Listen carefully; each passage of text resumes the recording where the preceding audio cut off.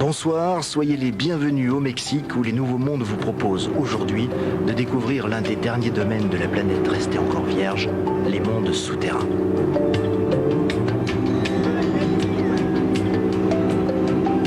Alors c'est d'ici, en plein cœur du Chiapas, que débute notre périple en compagnie de deux scientifiques, Louis de Harvin, qui est spécialiste en biologie souterraine, et Fabien Obléa, qui lui est géographe karstologue, c'est-à-dire spécialiste des paysages de roches calcaires.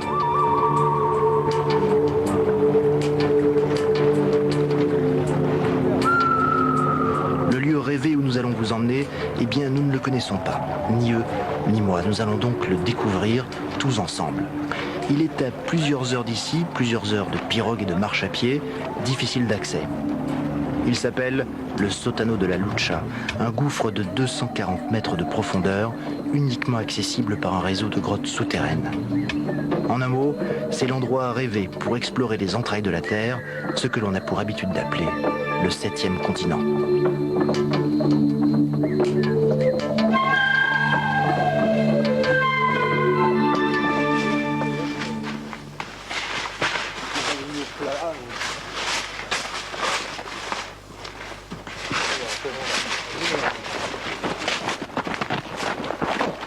Là, nous sommes dans une magnifique forêt primaire avec grands arbres, des arbres, des troncs au sol en train de pourrir. Il y a beaucoup de palmiers, toutes sortes de plantes.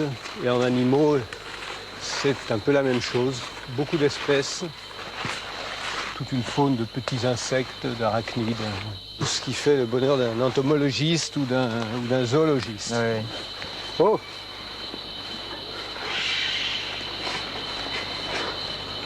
Termitière. C'est une termitière? Je pense que c'est elle qui l'a. Ça, c'est une des bestioles qui contribue le plus à la décomposition du bois. Ceux-là, ils vivent en termitière, mais il y en a qui vivent seulement dans les morceaux de bois. Là. Donc ça va vite. Hein, pour dégrader un morceau de bois. Ils ne sont pas partout. Hein. Tiens, ils sont partout. Tu vas te faire dégrader. Mais voilà. Et cas... donc ça, c'est essentiellement à basse altitude. Et plus on monte en altitude, moins il y a de termites. Il y a d'autres bestioles qui prennent le relais.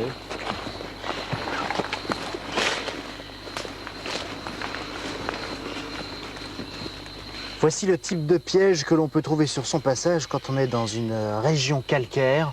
Fabien, est-ce qu'il y a une explication géologique à la formation de ce type de gros trous? C'est tout simplement un point d'absorption des eaux, parce qu'on est ici sur le plateau. Hein, et on est donc à l'endroit où les eaux s'infiltrent dans la masse calcaire et vont petit à petit creuser ici des puits qui vont rejoindre ensuite les rivières souterraines qui coulent en profondeur. Ça, c'est donc le signe annonciateur du gouffre vers lequel on se dirige. Oui. Alors la forêt, pour s'ancrer sur cette faible épaisseur de sol, elle va devoir en fait ruser, et c'est notamment toutes ces racines qui vont s'étendre horizontalement sur le sol pour bien ancrer l'assise de l'arbre, parce qu'on a des arbres là qui sont gigantesques, et il faut bien penser que ça représente un poids considérable. Alors là, on a aussi ce qu'on appelle une doline, c'est intéressant. Hein, une doline, c'est une dépression bien circulaire. Et ça, ce serait donc le début d'un autre gouffre éventuellement, plus tard. Oui, c'est comme ça que depuis la surface, le terrain a tendance à s'effondrer par soutirage, et depuis l'intérieur, le terrain s'effondre donc par des écroulements de gros rochers. Et petit à petit, à force, la voûte s'amincit, attaquée de l'extérieur et de l'intérieur, jusqu'à ce qu'elle soit trop mince et qu'elle s'effondre.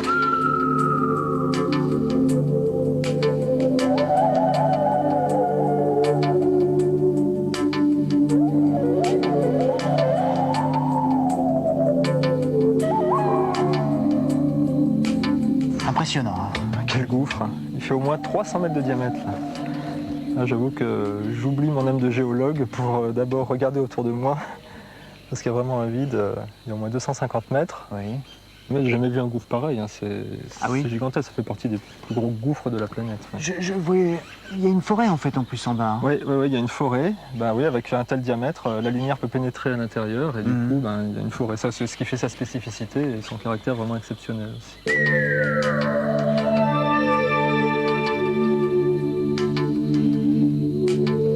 Grâce à la paroi qui est face à nous, on se rend compte quand même qu'il y a plusieurs tonnes ici de roches calcaires qui se sont créées. Comment, dans l'échelle du temps, ce phénomène se produit? En fait, on a un paysage ici qui n'a rien à voir avec le paysage originel durant la formation du calcaire, puisque c'est une roche qui est une roche sédimentaire qui s'est déposée au fond d'une mer au départ. Ah bon? Il faut imaginer qu'il y a une centaine de millions d'années, ici, c'était une mer, au fond d'une mer. Et donc la roche s'est formée tout simplement par accumulation de particules, de calcium, de carbone. Et petit à petit, avec des coquilles également d'animaux marins, cet empilement sur plusieurs centaines de mètres s'est fait en fait au cours de millions et de millions d'années pour donner ces strates qui s'accumulent comme ceci. Il faut attendre ensuite que la montagne se forme, donc la mer se retire et les strates vont s'incliner. Et c'est seulement ensuite que l'érosion va pouvoir prendre le relais et former ces merveilles de la nature comme celles qu'on a derrière nous. Je vois en plus qu'il y a une entrée de grotte face à nous. Ce qui veut donc dire qu'il y a un accès par en bas. Porche, ça doit être le porche de l'amont, la partie amont de la grotte. Oui. Donc on imagine la rivière qui sort, qui doit traverser la forêt. C'est grâce à la présence de cette rivière aussi que cette forêt peut être aussi verte. Et puis qui traverse donc tout le gouffre pour de nouveau s'enfoncer dans les entrailles du canyon. Eh bien voilà, nous allons ensemble, tout au long de cette émission, explorer à la fois l'intérieur de ce gouffre et puis la galerie souterraine qui y mène. Mais auparavant, nous partons en Tunisie à la découverte de villages troglodytes de plusieurs siècles.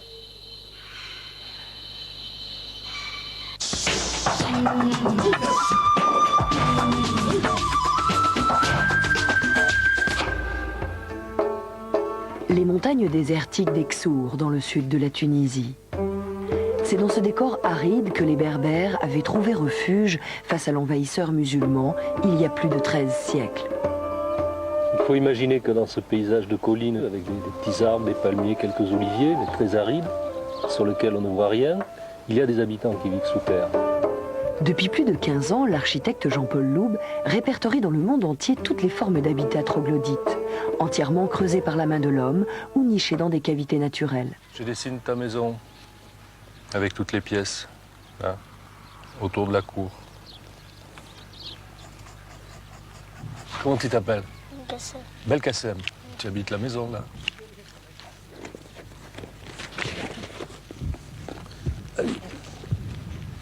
Sa passion, comparer l'ingéniosité des peuples qui, en fonction du sol et du climat, ont su tirer parti du relief. Comme sous d'autres latitudes, les semi-nomades de Matmata vivent sous terre. Chez les Matmata, le sous-sol est plutôt positif. Et les espaces qu'on peut voir ici, qu'ils soient extérieurs ou intérieurs, ne font en rien penser aux enfers ou à la noirceur des mines. Toutes ces images qui ont brossé un tableau plutôt négatif du souterrain dans notre culture. C'est un peu la leçon de cet habitat qui renvoie plutôt au soleil, plutôt qu'à la noirceur et aux ténèbres.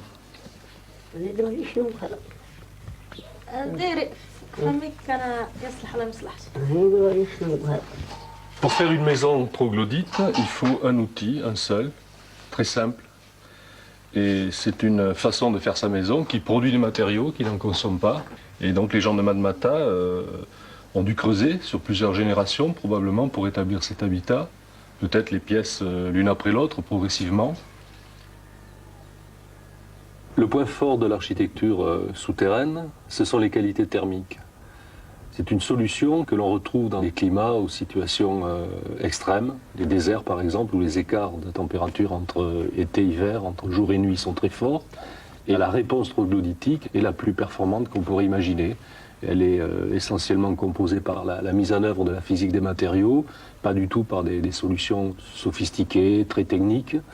C'est vraiment l'idée qui prime et qui fournit cette réponse.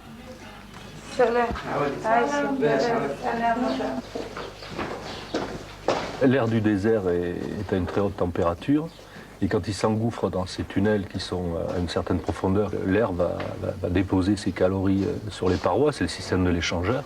Et quand il arrive par exemple dans le puits ici, il a chuté en température. Donc c'est déjà une première climatisation. Et tout l'air des pièces, d'autre part, qui sont autour du puits, c'est un air qui est à la température de la grotte intérieure. Donc il est nécessairement plus froid. Souvent on ajoute, dans la maison arabe, on ajoute le refroidissement par l'évaporation de l'eau, en faisant passer l'air sur une cruche qui est poreuse. Donc évaporation de l'eau, prise de calories dans l'air et refroidissement de l'air.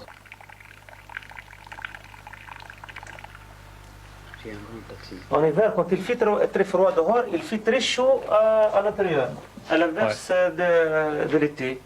Donc c'est une climatisation C'est climatisé naturelle naturellement, qui oui. coûte rien. Voilà, ça Sans coûte rien. appareil. Sans appareil. Et ça, il n'y a que le milieu souterrain qui peut le fournir. Surtout en été, quand il fait très chaud dehors, croyez-moi, c'est-à-dire pour dormir dans la chambre, il faut au moins utiliser des couvertures. C'est pas partout on peut creuser une maison comme ça. Oui. Parce qu'on peut creuser dans d'autres endroits, mais ça ne tient pas. Oui. Voilà. Et la première raison, c'est le climat. La deuxième, c'est la qualité du loess, Ouais. c'est-à-dire du sable transporté par le vent et puis qui se tasse, qui donne cette roche Recharger le- friable voilà. qui peut se travailler, mais qui est suffisamment cohérente, suffisamment solide pour tenir en place.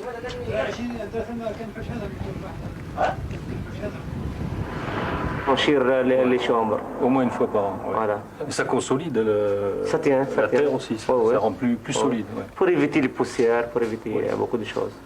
Et la cour, donc vous reblanchissez aussi trois fois par an. 2-3 fois, oui. Chaque fois qu'il pleut. Oui, oui, parce que contre le soleil, contre la pluie qui descend au mur, tout ça.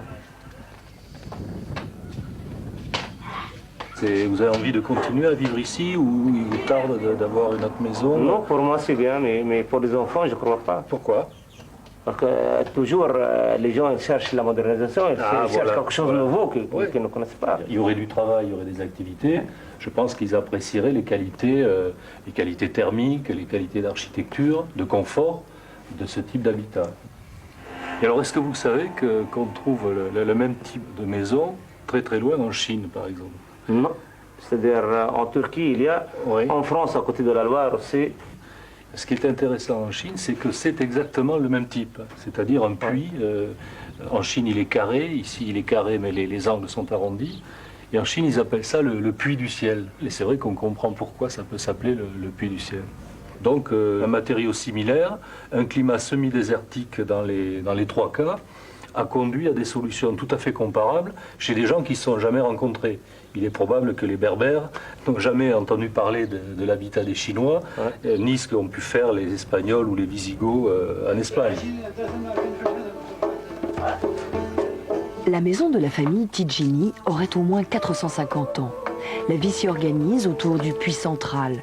Chambre, cuisine, four à pain, remises et greniers à blé sont aménagés sur 1 ou 2 niveaux. On peut dire que l'architecture constitue un texte dans lequel on va pouvoir lire, décrypter toute une série d'informations sur la vie des groupes, leur structure, la société, leur niveau technique, le climat du lieu, le système économique. Toutes choses qui vont nous renseigner sur les gens. C'est donc l'étude des architectures est une façon de connaître les gens.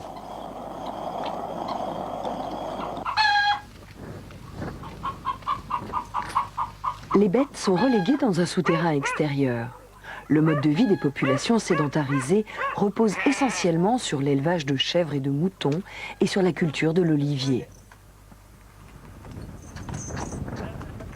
Pour des raisons de fraîcheur, les moulins et presses à huile ont été enterrés. Ces huileries anciennes sont toujours utilisées par la collectivité malgré l'exiguïté des lieux.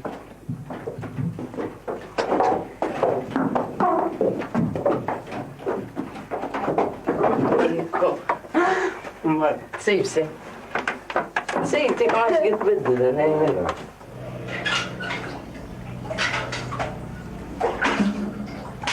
L'eau potable nécessaire à la consommation de la famille est fournie par la récupération de l'eau de pluie qui tombe sur la surface du dôme au-dessus de la maison, qui est recueillie par un système de rigoles qui sont cimentées. ensuite envoyé dans un bac à décantation et récupéré dans la citerne. Et ce système est suffisant pour fournir l'eau nécessaire pour toute l'année de consommation. Il n'y a pas de puits creusé dans le désert. Le sol de cette région est ainsi criblé d'au moins 700 habitations, parfaitement camouflées dans le paysage.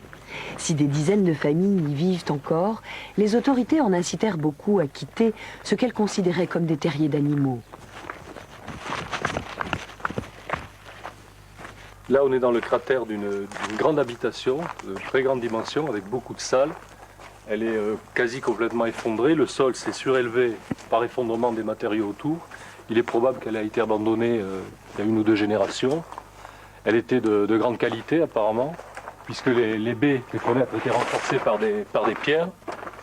Mais faute d'entretien, il en est du troglo comme de toutes les architectures.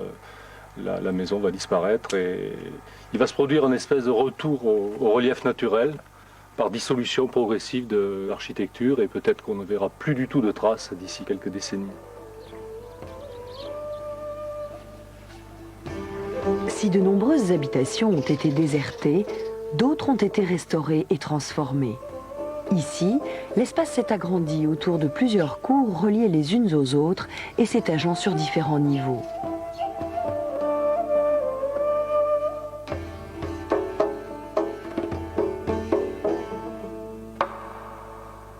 C'est une maison qui autrefois était occupée par des familles, jusqu'à il y a une trentaine d'années, époque où l'habitation a été reconvertie en auberge, à la suite de la politique du gouvernement tunisien qui visait à demander aux gens de quitter les troglos de Matmata. Donc la transformation en auberge, en hôtel, a provoqué des aménagements qui ne transforment pas fondamentalement la perception de l'espace d'origine des troglos de Matmata. Plus au sud, en bordure du Grand Ergue, les Ksours, ces villages fortifiés, se sont établis sur des éperons rocheux. Beaucoup sont abandonnés, mais à Chénini, 1 millier de personnes vivent encore nichées dans la paroi. Ici à Chénini, c'est un autre village berbère avec un type de troglodyte tout à fait différent de ceux de Matmata, où le creusement se fait verticalement dans des puits. Ici, on creuse latéralement la colline en essayant de trouver l'emplacement des maisons au-dessous d'une couche dure, d'une couche de calcaire très dure qui fournit le plafond. Et dans le cas de Chénini, on distingue nettement 3 alignements à des niveaux différents, 3 étages dans le village de Chénini.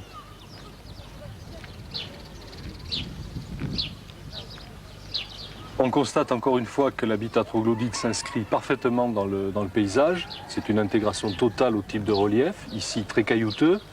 Et dans le cas de Chénini, c'est la partie troglodytique qui est toujours habitée, alors que la partie construite en pierre, le Ksar, lui, est désaffecté et détruit. Tels des alvéoles gorgés de miel, une quantité impressionnante de greniers à grains, les gorfas, dominent l'ensemble du site. Témoins de cette époque ancienne où les Berbères, retranchés dans les montagnes, devaient pouvoir stocker la nourriture pour de longs mois. Islamisés dès le XIIIe siècle, les habitants des Ksours ont continué de vivre au sein de la roche, y aménageant même leur mosquée. Les lieux de culte ou les lieux de prière, comme ici la mosquée de Chénini, ont trouvé place dans le sous-sol. On a une petite mosquée de cimetière en 2 parties. Une partie enterrée, probablement la première construite, et une partie extérieure avec des coupoles qui constituent la 2e salle de prière.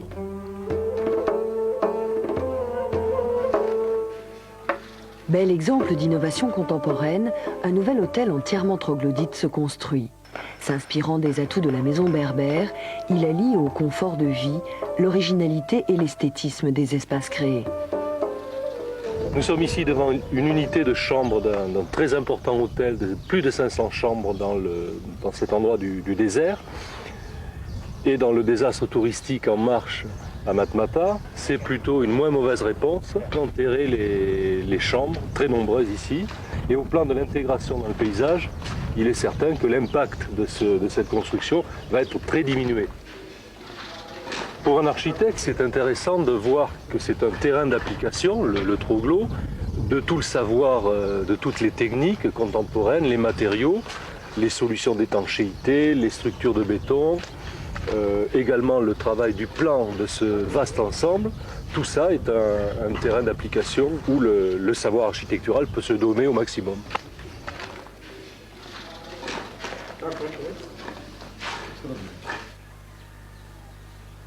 Les troglodytes sont des architectures traditionnelles. Elles appartiennent à ce grand ensemble autour de la planète d'architectures non répertoriées dans le champ de la grande architecture. Je les trouve personnellement aussi bouleversantes que des architectures contemporaines. Et je crois que j'ai le même regard sur ces objets que je peux avoir sur des objets fabriqués par Le Corbusier ou fabriqués par nos grands architectes contemporains.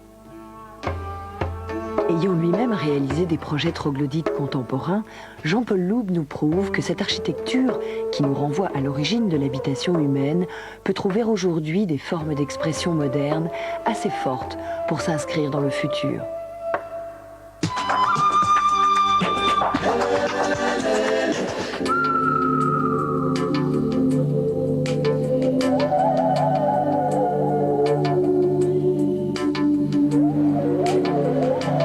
Voici de retour au Mexique, en plein cœur du Chiapas, où ce soir les Nouveaux Mondes vous proposent de découvrir les mondes souterrains avec un géographe, Fabien Obléa, et puis un biologiste souterrain, Louis de Harbin,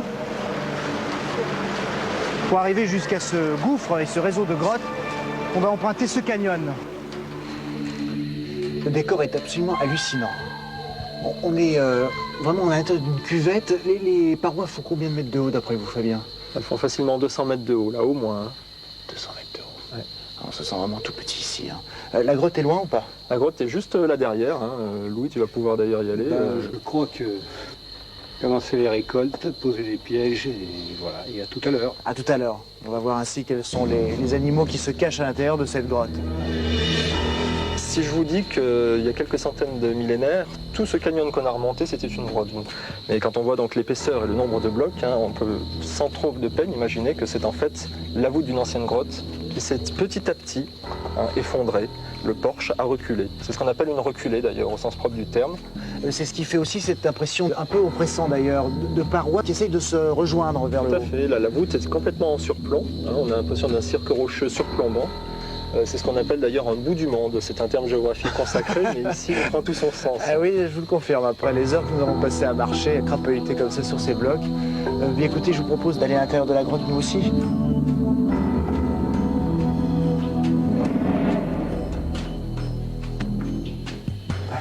En effet, l'équipe commence à préparer le campement. Buenos días.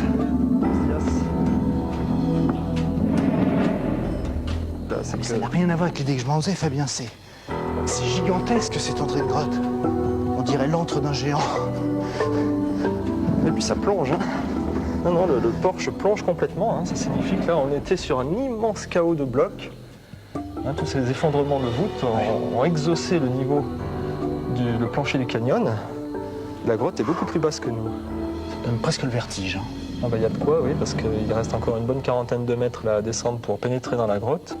Et on est déjà à peu près au milieu du porche. 40 mètres pour arriver en bas? Ah oui, encore 40 mètres.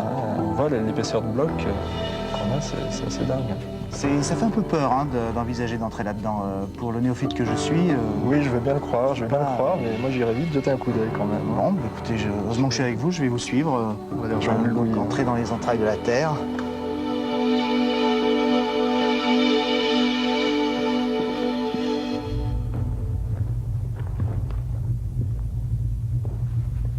Vous allez nous expliquer maintenant comment s'est créée cette galerie souterraine. Là, pour ça, on va aller voir un peu plus loin. C'est un peu lunaire. Ah, on change de monde là.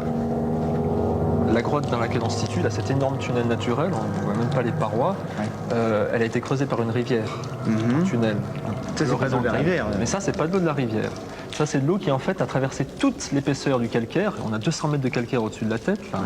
Cette eau, elle est arrivée de la surface. Elle est tombée sur la forêt, et en tombant sur la forêt, elle s'est infiltrée dans le sol. Le sol qui, à ce moment-là, contient beaucoup de gaz carbonique, parce que les racines des arbres envoient du gaz carbonique dans le sol. Et grâce à ce gaz carbonique, l'eau va devenir acide. Elle va dissoudre une partie du calcaire de la fissure. C'est comme ça qu'elle va l'élargir, et un jour peut-être créer une grotte à partir de cette fissure. En attendant, quand elle rencontre une grotte comme celle-ci, eh bien, elle va rencontrer donc un vide qui va changer complètement les équilibres chimiques de la réaction de dissolution. Et à partir de ce moment-là, une partie du calcaire qui était contenue dans l'eau va être redéposée au plafond pour former les stalactites et puis au sol pour former les stalagmites. Ce qui veut donc dire qu'un jour, cette stalactite et cette stalagmite se rejoindront, il y aura une seule colonne de calcaire face à nous. C'est la suite logique du scénario, elles vont normalement se rencontrer, hein. C'est ce qu'on appelle un pilier stalagmitique, une colonne. Ici, pour cette stalagmite, on peut déjà avoir une idée du nombre d'années qu'a dû prendre la nature pour créer cette masse impressionnante de calcaire? En général, c'est assez rapide, hein. C'est-à-dire qu'en quelques siècles, on peut déjà voir se former du concrétionnement. Il y a des grottes aménagées dont les rambardes sur les passerelles sont déjà concrétionnées. On s'aperçoit que les concrétions, qui sont formées de petites couches quasiment microscopiques de calcaire qui sont empilées les unes sur les autres, eh bien, vont archiver, effectivement, vont enregistrer les conditions du milieu au moment où l'eau est arrivée. Et comme les concrétions mettent plusieurs milliers d'années parfois à se former, on a ainsi, comme dans les carottes de glace, eh bien, la possibilité de reconstituer les climats du passé. Et c'est observable comme quand on coupe un arbre et qu'on regarde chaque strie du tronc? Il y a des lamines sombres, des lamines claires. Les lamines, ce sont les stries, ce sont les cernes. C'est l'équivalent des cernes. On parle de lamines pour les stalactites et les stalagmites. Et pourquoi sombre et clair en alternance? C'est l'alternance saisonnière. Donc, chaque couple de lamines représente une année. Donc, pour ce qui est de ici, cette galerie souterraine, l'eau est riche. L'eau est riche d'enseignements, en tout cas.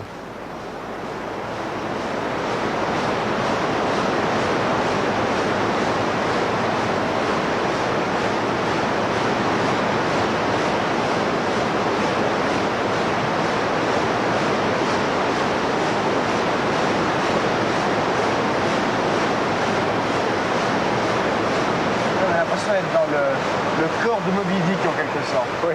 Alors ces espèces de grandes courges comme ça qui nous entourent sont elles aussi créées par l'érosion de l'eau, par le mouvement de l'eau?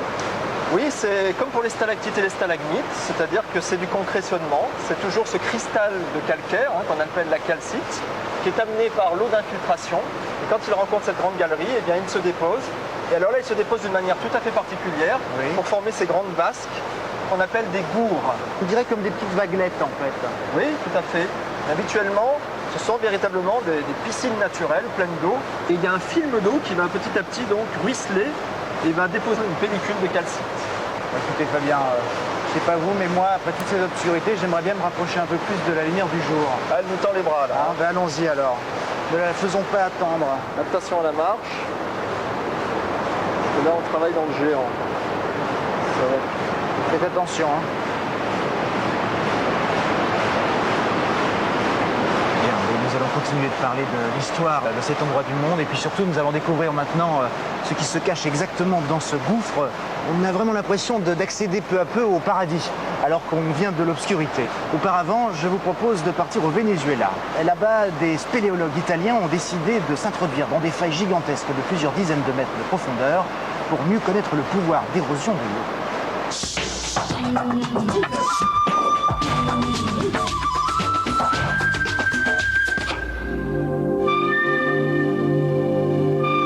Aux confins du Venezuela et du Brésil, un paysage grandiose, totalement vierge. Surplombant la jungle de 2000 mètres, de formidables sentinelles de pierre sont les derniers vestiges d'un monde disparu, celui des origines de la Terre. Ces spectaculaires pitons de grès et de quartzite se sont formés il y a plus d'1,8 milliard d'années, bien avant que la vie ne s'installe sur les continents. Les Indiens Pénom les ont appelés tépuis. L'eau et le vent ont accumulé ici des couches de grès qui ont formé au fil du temps un vaste et épais plateau sédimentaire. Il y a 135 millions d'années, les plaques continentales africaines et américaines se sont séparées, fracturant cet énorme bouclier. Puis, l'eau et le temps ont fait leur œuvre, creusant de profondes vallées, disloquant peu à peu la pierre pour ne laisser que quelques colosses isolés. Géant parmi les géants, l'Oyan Tepui est le plus vaste de tous. Son sommet en table couvre 700 km². la plus grande chute d'eau du monde, se précipite en cascade de plus de 1000 mètres jusqu'à la forêt tropicale en contrebas. Des scientifiques italiens s'intéressent à l'histoire de ces survivants du passé. Une mission de reconnaissance aérienne permet de fixer leur choix sur un petit épuis d'1 km², éventré par une profonde cavité.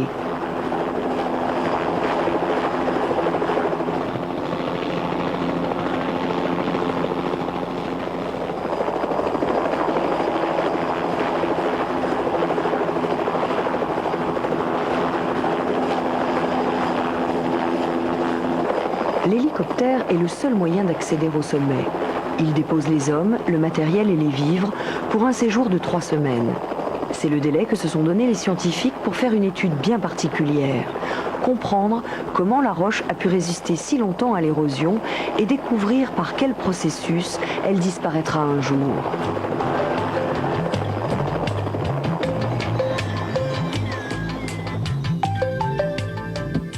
Au sommet, les scientifiques se mettent au travail. Pour commencer, ils dressent une cartographie précise du site, relèvent l'altitude et mesurent l'humidité de l'air.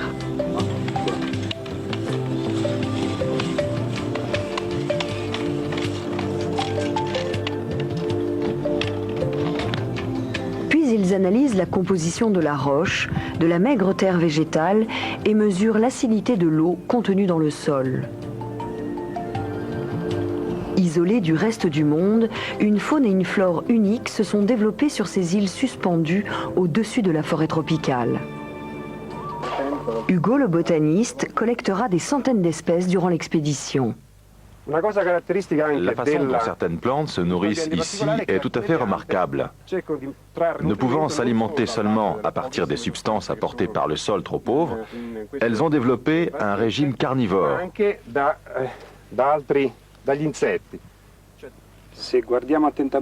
Elles ont mis au point des pièges pour capturer les insectes. Substances gluantes, urnes glissantes, remplies d'eau.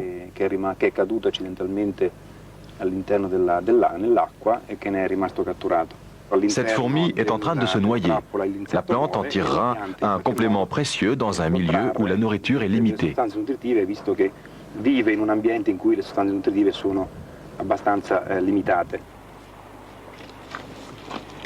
Pendant ce temps, l'équipe technique prépare la périlleuse descente en rappel des scientifiques.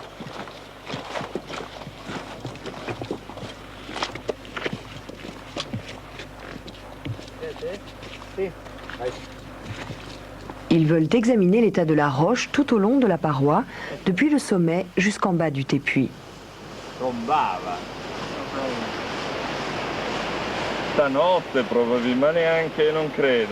Il faut trouver la voie la plus aisée le long d'une paroi verticale et préparer un itinéraire parfaitement sûr pour des non-spécialistes. Des centaines de fixations sont scellées dans la roche.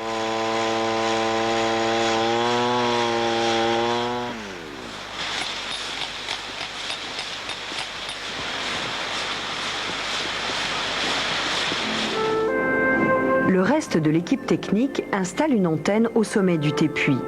Désormais, c'est le seul contact avec le monde extérieur.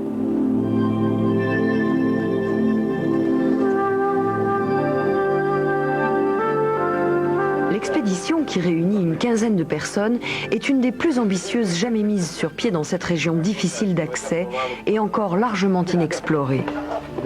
L'hydrologue Julio Italio coordonnera l'étude de l'action de l'eau sur la roche, qui retient principalement l'attention des scientifiques.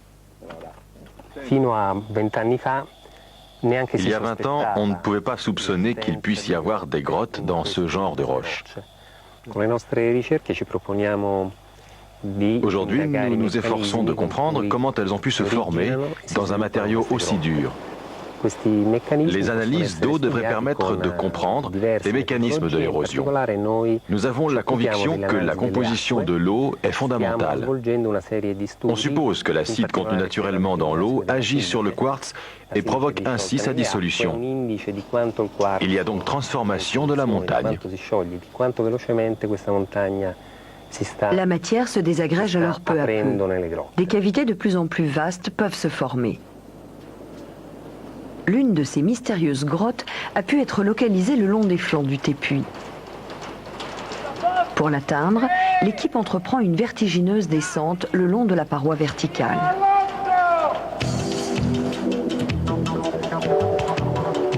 Au cours de leur progression, les scientifiques effectuent des dizaines de prélèvements d'eau.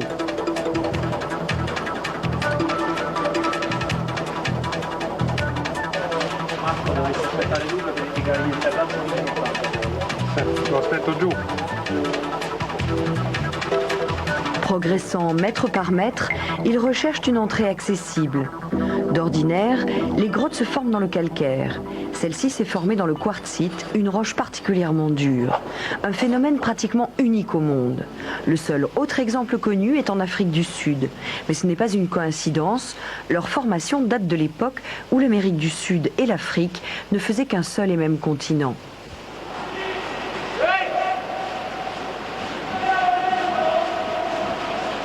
Julio cherche à comprendre pourquoi la roche résiste à l'eau au sommet du Tépuy alors qu'elle se désagrège à l'intérieur.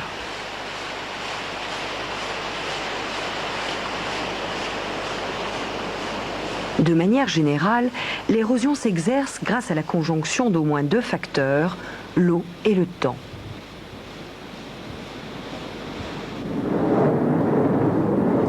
Il tombe en moyenne près de 3 mètres d'eau par an sur le sommet des Tépuys, souvent sous la forme de pluies diluviennes. Cette eau n'attaque pas vraiment la roche très dure et perméable du plateau. Elle s'écoule rapidement par les failles.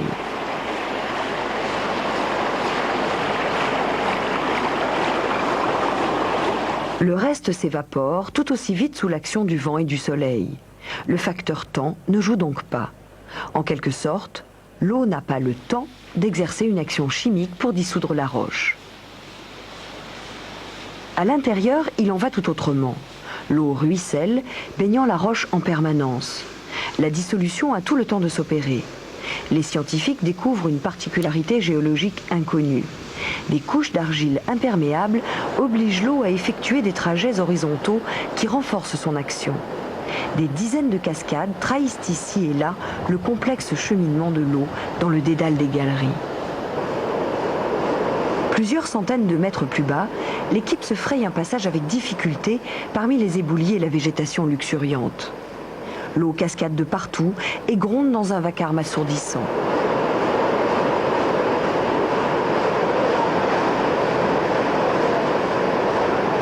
L'entrée de la grotte est enfin repérée.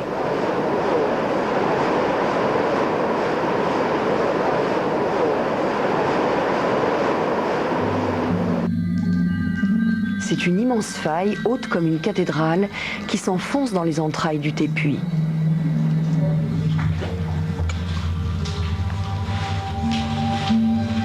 L'interminable descente se poursuit.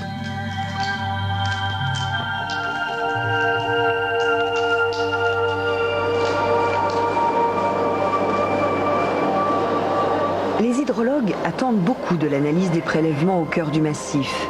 Ils doivent apporter la preuve de l'intense action chimique qui s'y opère.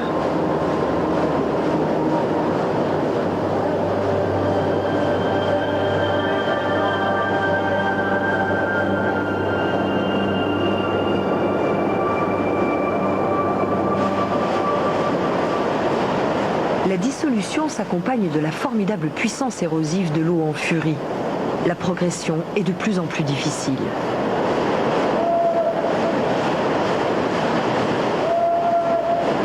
Les hommes n'ont d'autre ressource que la voix pour tenter de repérer un passage dans cet univers sans frontières.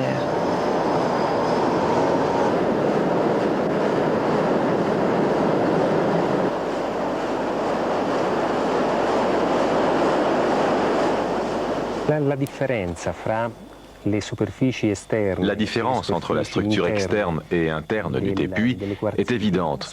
À l'extérieur, la roche est très dure. Le quartzite est compact, très difficile à perforer.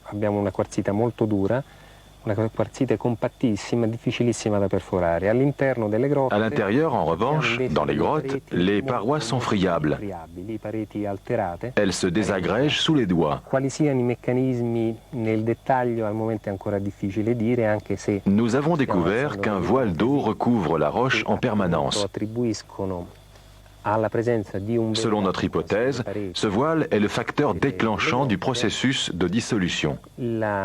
attribuiscono a questa presenza di velo d'acqua un ruolo fondamentale. Il provoque l'extraction de molécules qui désorganisent la structure de la matière rocheuse.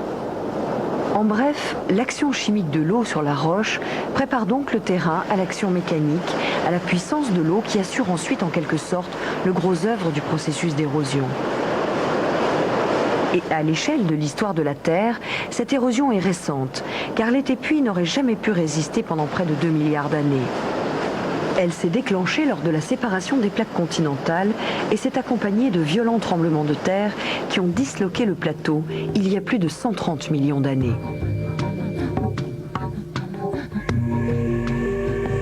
Nous assistons à l'épilogue d'une histoire qui nous ramène à l'aube des temps géologiques.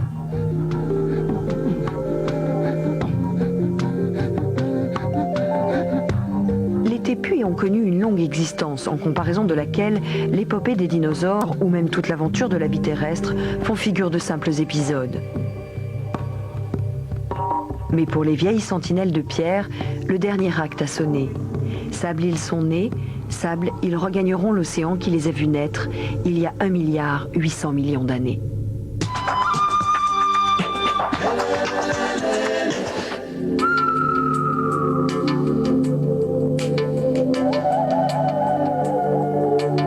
Soyez les bienvenus si vous venez de nous rejoindre sur France 2. Ce soir, les Nouveaux Mondes vous entraînent au fin fond du Mexique. Et fin fond, c'est l'expression appropriée, hein, Fabien? Oui, là, on est vraiment au fond. Au fond du gouffre, avec Fabien Obléa, géographe, car nous parlons des mondes souterrains aujourd'hui. Et pour tout vous dire, déjà d'en haut, c'était impressionnant. D'en bas, on en a vraiment plein les yeux. C'est vraiment un autre monde, hein. Je crois que s'il y a un monde perdu, c'est celui-là. Ce qui est frappant, Fabien, c'est que vu d'en haut, on avait l'impression que le fond du gouffre était relativement plane, alors que d'en bas, on se rend compte qu'il y a des sortes de petites montagnes qui se sont créées.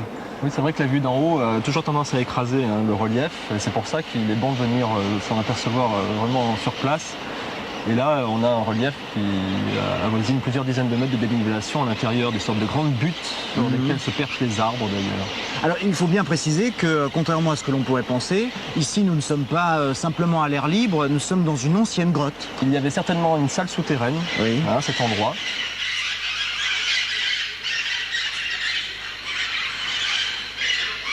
Dans les régions calcaires, on a des dépressions circulaires. Et les salles souterraines se forment à l'intersection des failles, des fractures. Et ensuite, bien, les effondrements vont se faire à partir de ce prédécoupage, en fait. Et on est toujours sur le lit de la rivière, ici? Oui, là, les blocs à peu près lavés, là, c'est effectivement le passage de la rivière en saison des pluies, en période de crue.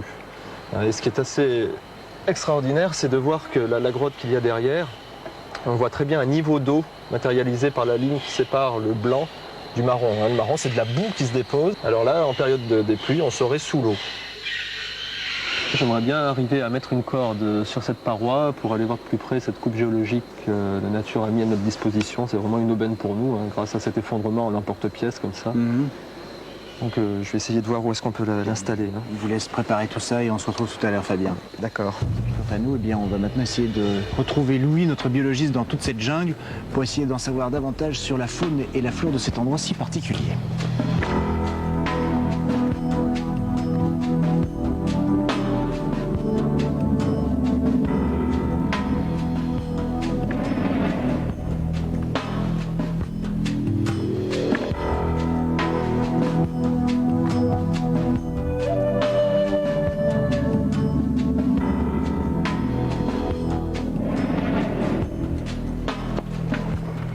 Voici.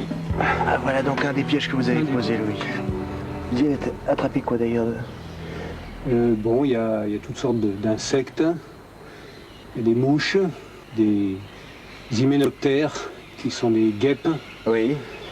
Ce qui veut donc dire qu'au niveau des des insectes volants, on les trouve ici comme on pourrait les trouver dans la forêt que nous avions traversée avant d'arriver au canyon. Alors, il y en a beaucoup, et c'est probablement les mêmes, puisqu'ils peuvent très facilement tomber, en tout cas, et éventuellement remonter.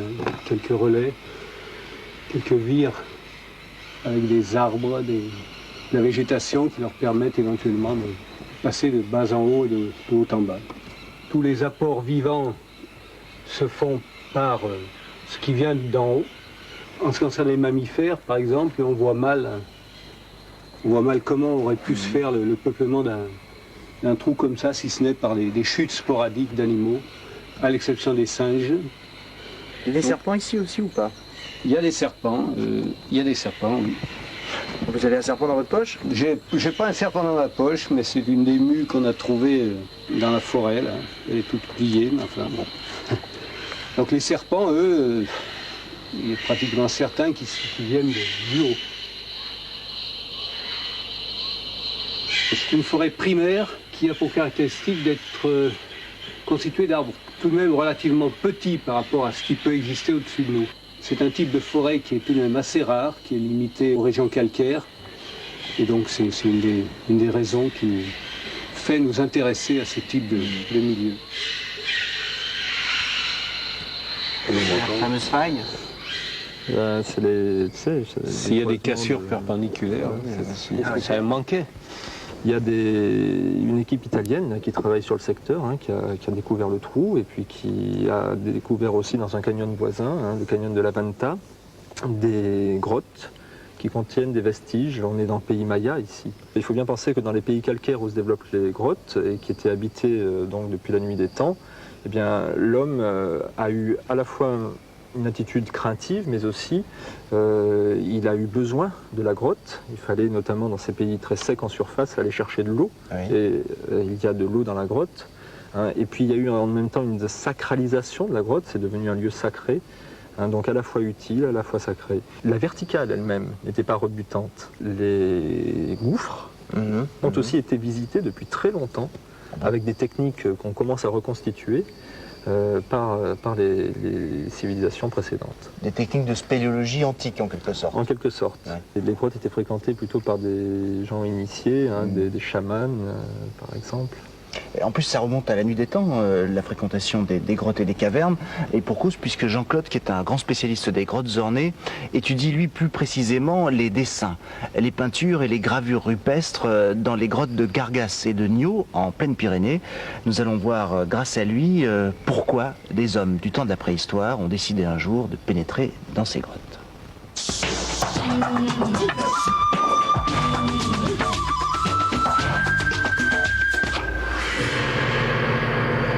Sud-ouest de la France, au cœur de l'Ariège.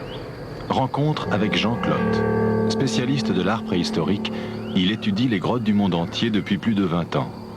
À quelques kilomètres de la petite ville de Tarascon, nous l'avons suivi dans les grottes de Niaux et de Gargas, à la rencontre des Magdaléniens et de leurs ancêtres. Un voyage dans le passé qui nous plonge dans le Paléolithique supérieur, entre 10 000 et 30 000 ans avant notre ère. Ces hommes de la préhistoire ont laissé des signes et des dessins sur les parois. Si leur signification reste un mystère, bon nombre de chercheurs ont déjà tenté de les expliquer. Jean Clotte propose une nouvelle hypothèse. Les peintures rupestres seraient liées à des rites chamaniques. Le chamanisme peut être assimilé à une religion universelle comme la pratiquent encore certaines tribus aujourd'hui. Elle est basée sur l'existence de mondes parallèles peuplés de puissances et d'esprits qui ont une influence directe sur le nôtre. Le chaman pense qu'il est possible d'influencer ces esprits.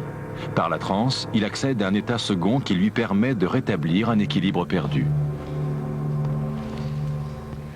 Nous sommes là au panneau indicateur de Niaux, comme l'appelait l'abbé Breuil, mais en fait, ce point, ces traits n'étaient pas là pour indiquer le chemin aux Magdaléniens. Ça fait partie de tout cet ensemble de dessins qui ont été faits pendant toute la préhistoire, pendant les 20 000 ans d'art préhistorique, depuis plus de 30 000 jusqu'à 11 000 avant Jésus-Christ, comme ici. Et nous pensons que ça pourrait être ces signes que l'on voit au moment des transes. Tous les comptes rendus que l'on a de ces visions disent qu'on voit des points, des traits, quelquefois des cris, et ça pourrait avoir été transformé de cette façon sacrée à l'intérieur des grottes.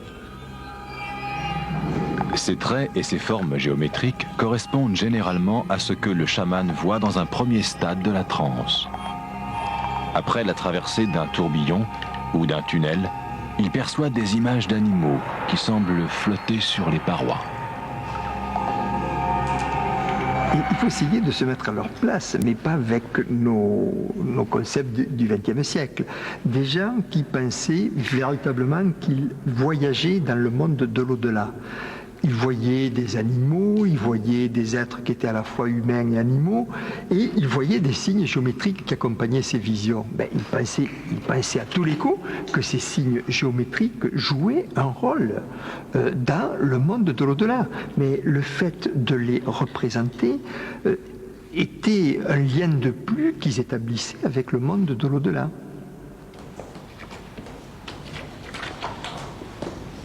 Le milieu souterrain est un milieu hallucinogène. Les grottes favorisent les visions.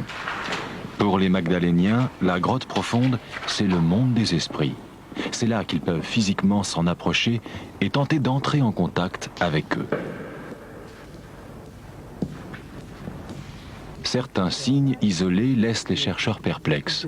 Mais ce qui impressionne le plus, c'est l'utilisation qu'ils ont faite des reliefs de la paroi. Nous sommes dans la zone profonde de la grotte, on est à près de 700 mètres de l'entrée. Et là, il y a ce petit bison vertical extraordinaire. Le Magdalénien, avec sa lampe à graisse ou sa torche, a vu le contour naturel, ici, qui dessine un dos de bison vertical, avec la bosse et le creux du dos. Et c'est la roche. Il a pensé qu'il y avait un bison de l'autre côté de la roche et il a dessiné le contour du bison avec les cornes, l'oreille, l'œil, le naseau, la bavette, les pattes avant repliées, le pli du ventre, le pli de l'aine, les deux pattes arrière, la croupe et la queue, et il a mis un point au milieu. De cette façon, il est entré en contact avec l'esprit de ce bison qui était à moitié sorti de la roche. Cet exemple du bison vertical rappelle ce qui s'est passé il y a très peu de temps, il y a quelques années, où l'un de mes collègues, François Rousseau, a fait venir des Inuits dans la grotte de Nio d'ailleurs, et il est devenu ami avec eux. Quelques jours après, il leur a donné un morceau de talc à sculpter. Il leur a dit: est-ce que vous pourriez me sculpter un ours dans ce morceau de talc? Et ce sont des sculpteurs professionnels. Ce vieux monsieur a regardé le bloc de pierre, le bloc de talc. Il a dit: mais non, je peux pas. Alors il a dit: pourquoi? C'est un mauvais bloc. Mais non, il dit: parce que dans cette roche, il n'y a pas un ours, il y a un phoque. Bien là, il y avait un bison.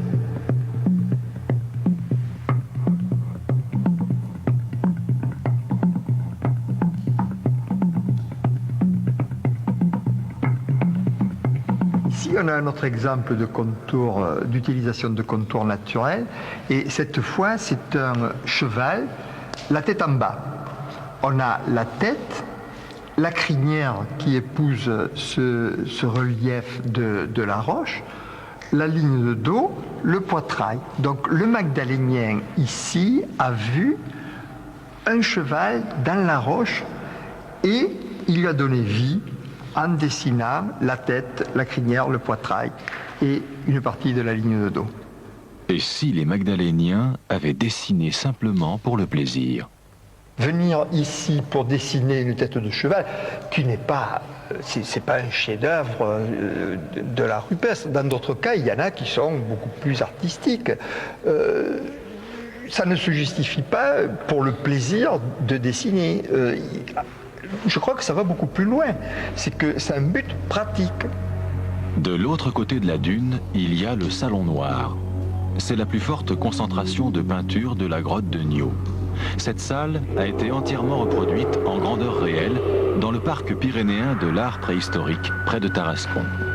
Grâce à la technique des ultraviolets, on y découvre les peintures non dégradées, telles qu'elles étaient il y a 12 000 ans, à l'image de ce bison qui a retrouvé sa tête.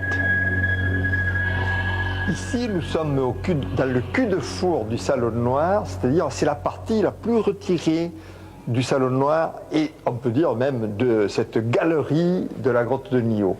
Et là, il y a une accumulation extraordinaire d'animaux, puisque sur le fronton du cul de four, on a cette frise superbe, et ici, dans le fond, où les Magdaléniens étaient à quatre pattes, on s'aperçoit qu'il y a des peintures partout. Des chevaux, des bisons, il y a dans tous les recoins, ça sort de toutes les fissures. Ici, nous avons un bison femelle qui a été construit autour de la queue retournée, parce que là, il y a un relief naturel qui a évoqué une queue relevée, et donc on a construit un bison femelle en rut. Et là, il y a un mâle qui est dans l'autre sens, et là, nous avons bisons, chevaux, d'autres animaux ici, et finalement, quelque chose de vraiment extraordinaire et qui est unique, c'est ce trou qui a évoqué pour un Magdalénien une tête de cerf. Il a vu une tête de cerf vue de face. Et il a dessiné, et quand je dis il, c'est peut être elle, parce qu'on ne sait pas évidemment, on ne connaît pas le sexe des chamans. Et il a dessiné de chaque côté les bois, les andouillés, en quelques coups de crayon ou de pinceau, c'est-à-dire en moins d'une minute, il a transformé ce trou en tête de cerf.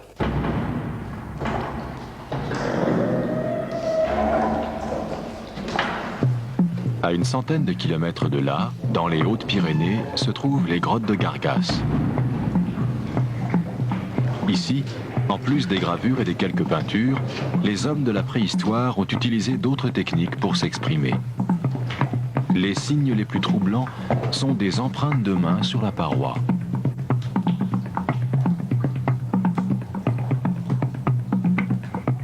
Ces trois mains ont été faites au pochoir, en projetant de la peinture contre la paroi, contre la main appliquée sur la paroi, avec les doigts repliés. Et lorsque l'artiste, enfin la personne qui a fait cette projection, a mis ses mains sur la paroi, lorsque la peinture s'est étalée sur la main et sur la paroi, la main à ce moment-là disparaît dans la paroi, puisqu'elle est couverte de la peinture sacrée, et on peut dire que la main va à la rencontre des forces, des puissances qui sont de l'autre côté de la paroi. Et la preuve qu'il y a eu ce contact avec le surnaturel, c'est que lorsqu'on enlève la main, eh bien, son empreinte reste imprimée dans la paroi, et elle est imprimée ici depuis 27 000 ans. On peut voir que certains des doigts sont incomplets, en particulier ceux du milieu. Et à certaines époques, il y a longtemps, l'hypothèse avait été émise que les gens se coupaient les bouts de doigts lors de cérémonies. D'autres ont pensé que c'était des mutilations pathologiques, ils avaient eu certaines maladies qui avaient causé des nécroses des extrémités. Mais en fait, il y a eu toutes sortes d'expérimentations.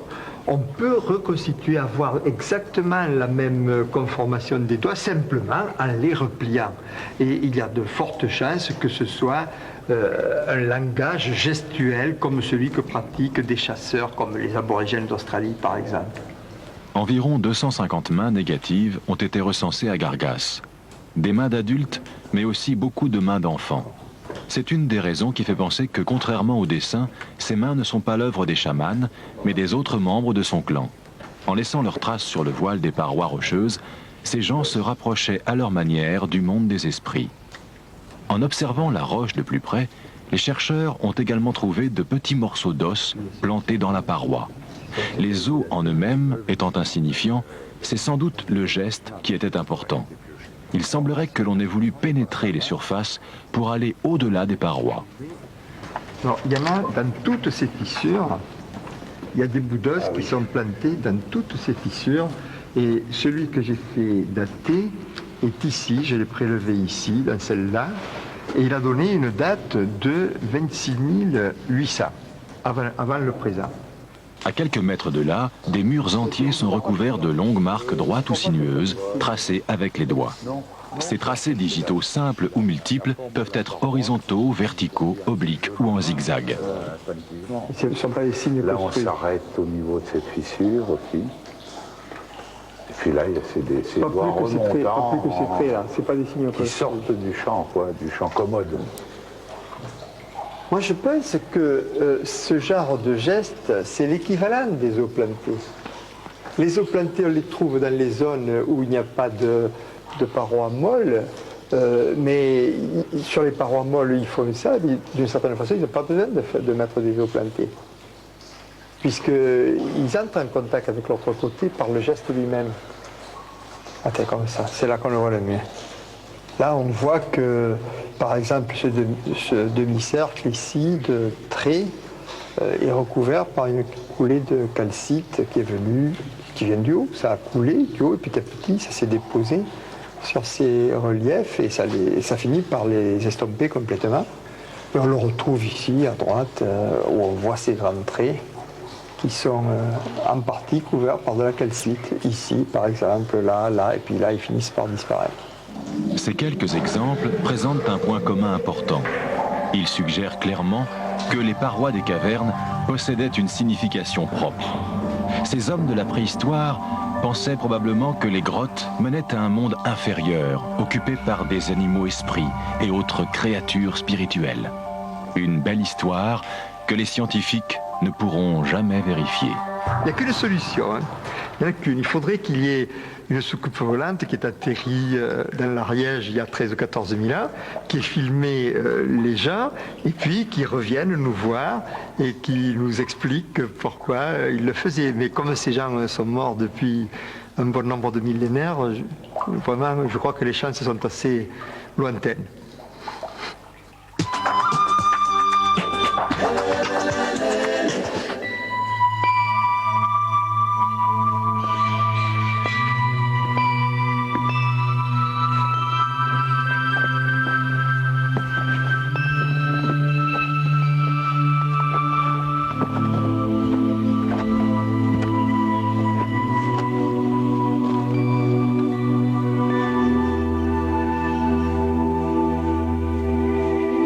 Voici de retour au Mexique avec les Nouveaux Mondes, où nous allons maintenant, en présence de Louis de Harvin, qui est spécialiste en biologie souterraine, pénétrer en amont de la rivière que nous avons suivie depuis le début de cette émission et découvrir enfin quels sont les animaux étranges qui y vivent.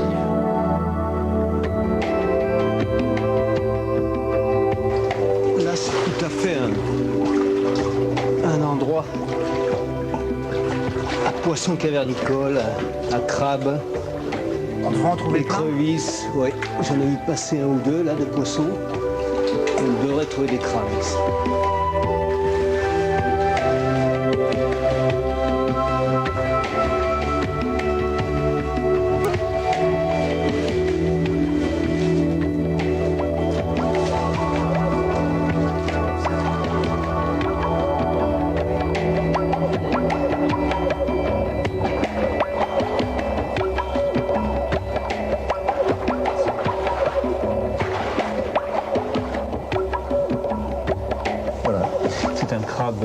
Cavernicole, typique. Il a perdu tout son pigment, mais il a conservé deux petits yeux. Ah, il y a deux yeux, de petite taille. Voilà, deux yeux de petite taille. C'est probablement un exemplaire jeune. Et on va essayer de trouver l'adulte un peu plus loin. Il y a plusieurs espèces de poissons dans une caverne ou bien il y a dans une caverne, c'est très rare qu'il y ait plusieurs espèces de poissons dépigmentés ou aveugles. Il y a de nombreuses espèces de poissons ou pas, Louis? Oh, regardez, il y en a là. Oui, vous avez essayez de le pousser. Là. Attends. Oui, c'est bon. Bon, eh ben, c'est pas mal. Je crois qu'il y en a déjà un. Découvrir à quoi ressemble un poisson qui vit comme ça. Vous pouvez nous dire quel type? Eh ben, c'est un poisson-chat qui était déjà connu de la région des Chiapas, de la Lucha.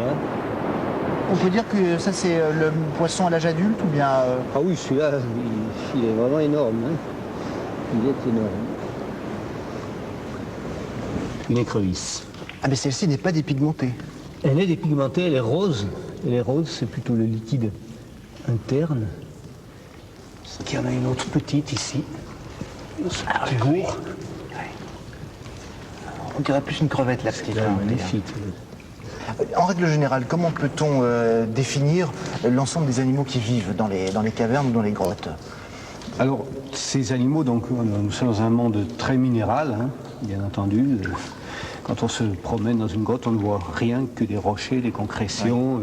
Mais en réalité, quand on regarde d'un peu plus près, en particulier en grotte tropicale, on voit toute une faune qui a développé des adaptations morphologiques, physiologiques que l'on ne voit pas, mais qu'on apprend à connaître par les élevages, par...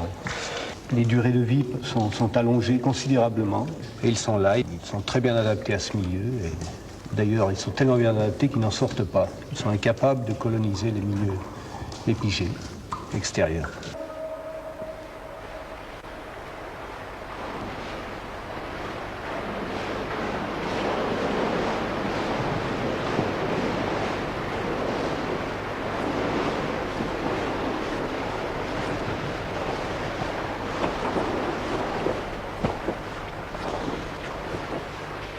Louis, qu'est-ce que c'est exactement ces petits filaments qui sortent comme ça de la paroi?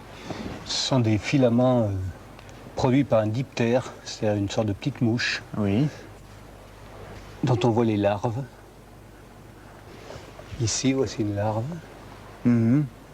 Voici une nymphe, c'est-à-dire qui est prête à se transformer en adulte. Et elles vivent comme ça, en fait, à quelques centimètres de la paroi, attachées par leurs petits fils. Et voilà, ici, vous avez un autre animal caractéristique, qui est un amblypyge, c'est-à-dire voisin des araignées. Pas dépigmenté celui-là? Non, celui-là n'est pas dépigmenté, c'est un animal cavernicole, mais lié aux entrées de cavernes ou aux régions où il y a beaucoup de guano. Pas joli, hein. Je pense qu'il est même très probable qu'ils se nourrissent de ces, peut-être de ces larves ou des diptères qui éclosent régulièrement. Faites attention Louis, ça glisse. Ouais. Alors, voilà, entrez le premier. Alors, il faut quand même qu'on vous dise qu'on est ici au bout du monde. En tout cas, c'est l'impression que ça donne. C'est ça. Pendant qu'avec Louis, nous continuons cette pêche qui, je l'espère, sera miraculeuse sur ce lac souterrain, je vous propose de partir en Slovénie. Là-bas, on a trouvé dans des grottes un animal pour le moins étrange. Il a à la fois des poumons et des branchies, on l'appelle le proté, et une équipe de spéléologues est allée à sa rencontre.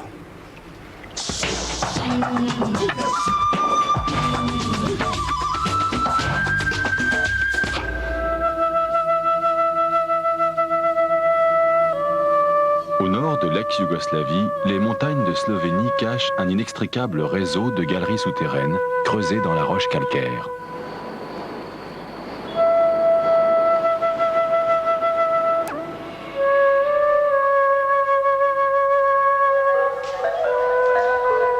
Une cathédrale ciselée par l'eau dans le karst, jour après jour, siècle après siècle, depuis des millions d'années.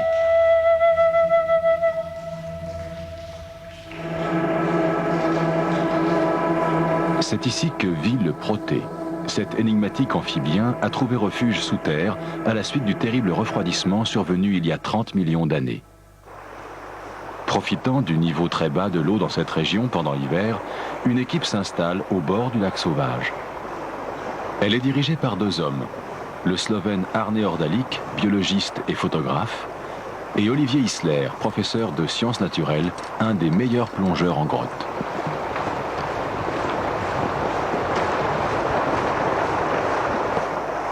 Olivier prépare cette expédition depuis 5 ans.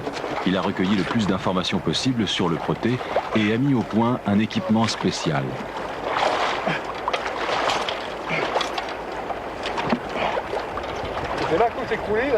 Véritable poumon artificiel, son appareil de plongée recycle l'air expiré par le plongeur en le purgeant du gaz carbonique qu'il contient.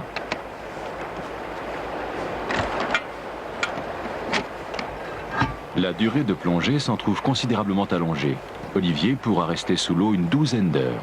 Mais les réglages du prototype s'avèrent délicats. Regarde ça, t'as vu le vivre là, tiens, le bord de la gorge. De la gorge, alors ça, c'est comme ça que tu casses les joints, mais alors, comme du papier, enfin, comme du verre. Hein. Ça, j'aime pas du tout, ça.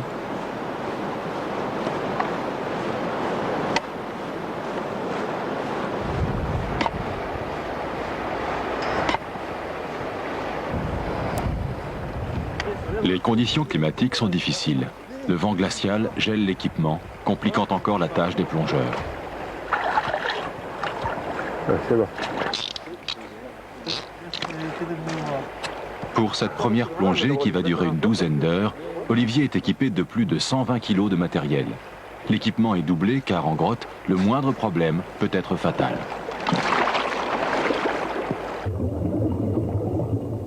Harnachés comme des cosmonautes, Olivier et Arné plongent dans l'inconnu. Le chemin sera long et difficile jusqu'à la rencontre tant espérée. Jour après jour, les deux hommes s'aventurent de plus en plus loin, explorant plusieurs kilomètres de galeries. Ils déroulent derrière eux le fil d'Ariane, seul lien qui les relie à la surface.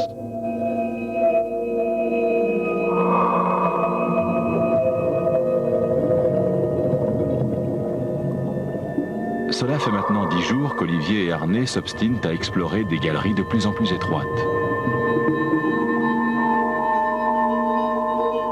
Au dehors, le temps se dégrade. La menace d'une crue rend l'exploration dangereuse.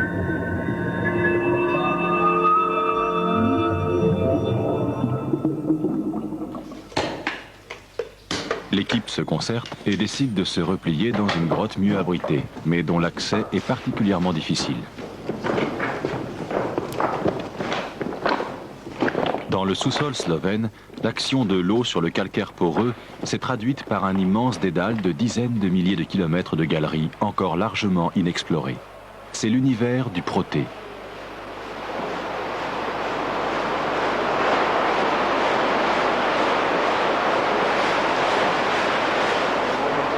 Au bivouac, on fait le point sur la préparation d'une manœuvre délicate.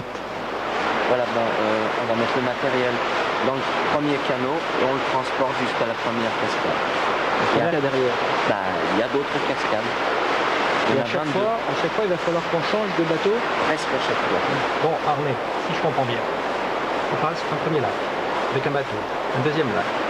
Imagine, qu'est-ce qu'on fait? À chacun des lacs, on va refaire à chaque fois le même truc. C'est-à-dire qu'il va falloir qu'on décharge le matériel, on passe le bateau, on remonte de l'autre côté, on recharge le matériel et qu'on repart pour 300 mètres, 500 mètres, on redécharge à chaque fois. Ah non, on va laisser le bateau, on va prendre notre bateau, dégonfler, on va grimper au... Mais pourquoi des petits bateaux? Pourquoi là-bas en haut, on ne pourrait pas monter un gros bateau? Ah non, parce que c'est serré, c'est tout petit. Ah bon, voilà. La grotte devient de plus en plus petit. À la fin, c'est un siphon. C'est terminé. Hop, là, tu plonges. Le Proté doit sa survie à la remarquable capacité d'adaptation dont il a fait preuve lorsqu'il a dû se réfugier dans les entrailles de la Terre.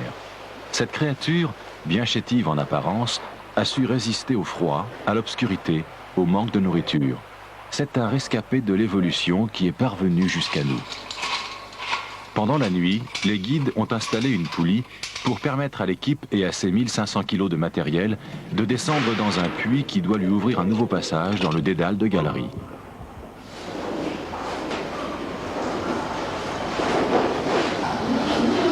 La piste du Proté se perd dans les profondeurs. Nul ne s'est encore aventuré aussi loin. Arné, tu prends gaffe à la bouteille latérale là, qui vient sur le riz parce que... Non, la jaune là.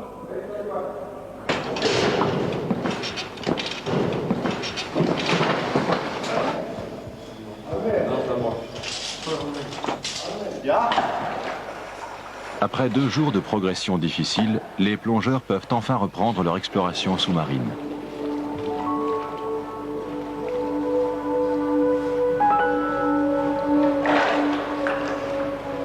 Mais le mauvais temps a troublé l'eau, rendant la quête hasardeuse.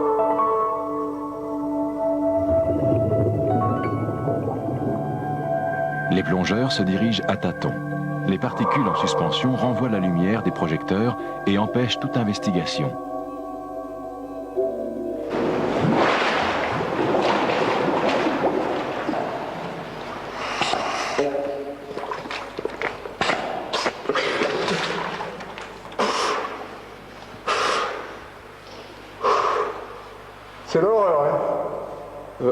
Pas 50 cm de visible.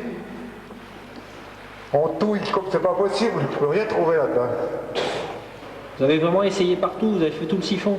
Oui, les conditions n'étaient pas terribles, et puis ensuite, quand je dis 50 cm, c'était 20 cm. Alors on pouvait apporter là-dedans. Bon, on arrête alors. On est obligé, ouais.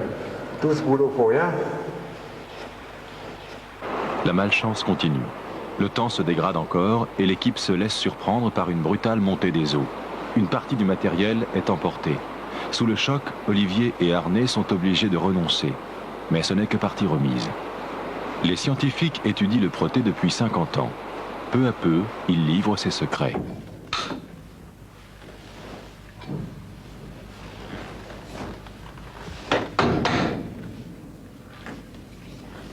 Le professeur Boris Bulog, de l'université de Ljubljana, est le grand spécialiste de cet animal. Voici un proté qui vit déjà depuis 4 ans sans recevoir la moindre nourriture. Il survit grâce aux réserves de lipides contenues dans ses tissus. Un sujet a même jeûné pendant 12 ans. Une telle performance est à notre connaissance unique chez les vertébrés. Contrairement aux autres amphibiens, le proté conserve ses branchies toute sa vie. Il possède même des pseudo-poumons qui lui permettent de s'aventurer à terre. Mais il répugne à quitter l'élément liquide.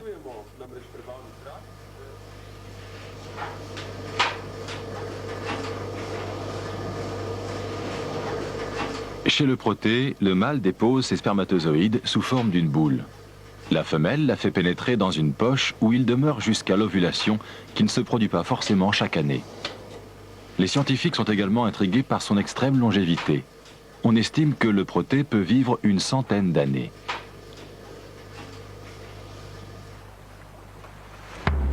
L'équipe est de nouveau réunie au bord du lac. Les conditions sont favorables, mais chacun garde en mémoire le douloureux souvenir de la dernière tentative.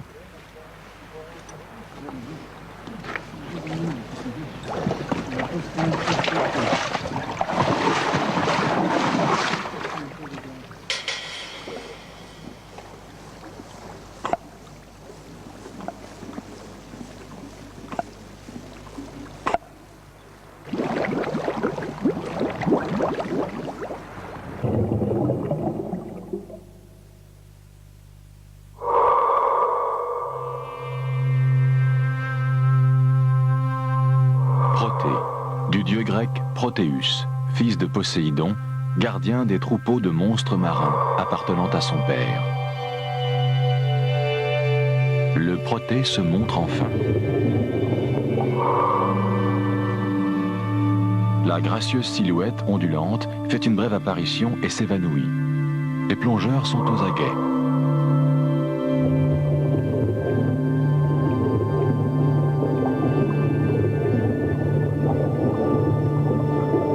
Seules les bulles troublent le silence de la grotte.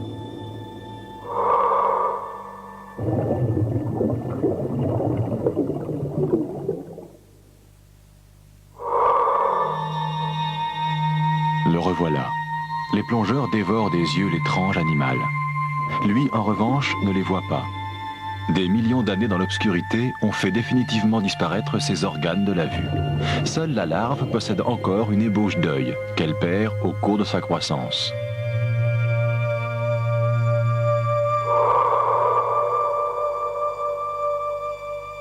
Le proté s'est habitué à la présence d'Olivier et Arné. Il semble les inviter dans son royaume englouti. L'instant est magique.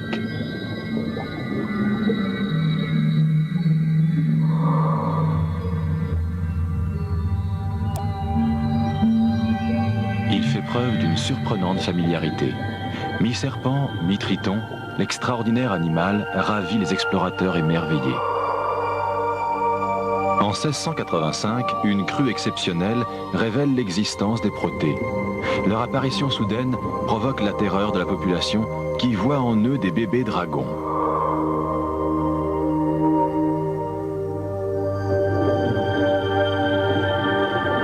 Seul survivant du genre Proteus, le proté ne possède qu'un lointain cousin, le Necturus, qui hante les marécages d'Amérique du Nord. On sait désormais qu'il se nourrit de petits animaux cavernicoles. Il repère ses proies grâce aux effluves chimiques qu'elles émettent dans l'eau. Comme la plupart des animaux de caverne, sa peau est totalement dépigmentée. Mais elle se repigmente lorsque l'animal est placé à la lumière. Il devient alors d'un noir uniforme.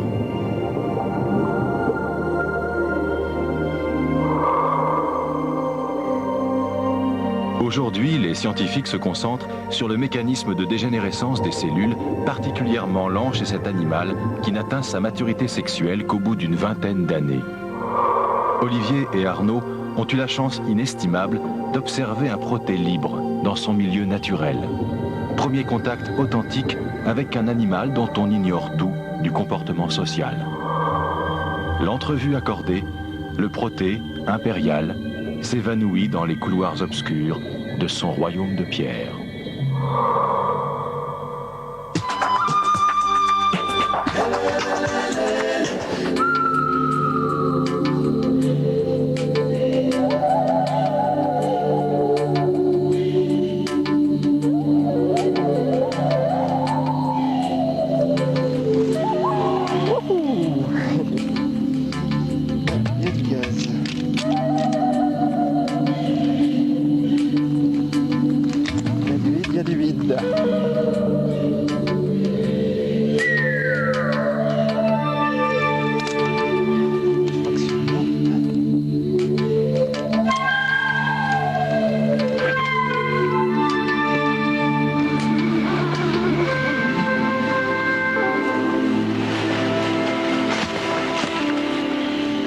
Nous nous retrouvons au Mexique, ici en plein cœur du gouffre de la Lucha que nous explorons depuis le début de cette émission.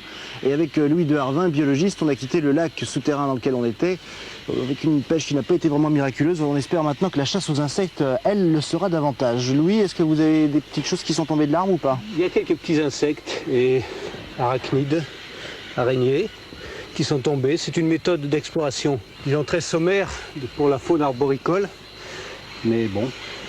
Bien, ben, je vais vous laisser faire le recensement de tous ces insectes, car je viens de voir Fabien Obléa, qui est notre géographe, en train d'amorcer sa descente le long de la paroi du gouffre.